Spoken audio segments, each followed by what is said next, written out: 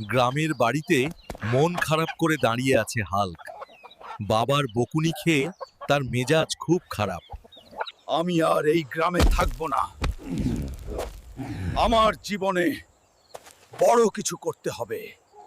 শহরের রাস্তায় প্রেমিকা হাল্ককে টাকা দিয়ে বলল, এই নে টাকা, যা তোর পাইলট হওয়ার স্বপ্ন পূরণ কর। হাল্ক স্কুলে ভর্তি হলো। ছোট্ট বেঞ্চে বসে সে মন দিয়ে পড়াশোনা শুরু করলো। মনে মনে প্রতিজ্ঞা করলো, যেভাবেই হোক পাইলট হয়ে বাবার মুখ উজ্জ্বল করতেই হবে। চিঠিটা খুলে হাল্ক বিশ্বাস করতে পারল না। সে সত্যই পাইলট হয়ে গেছে। অবশেষে পরীক্ষার রেজাল্ট এলো। পিয়ন এসে বলল, হাল্ক ভাই, আপনার কপাল খুলে গেছে।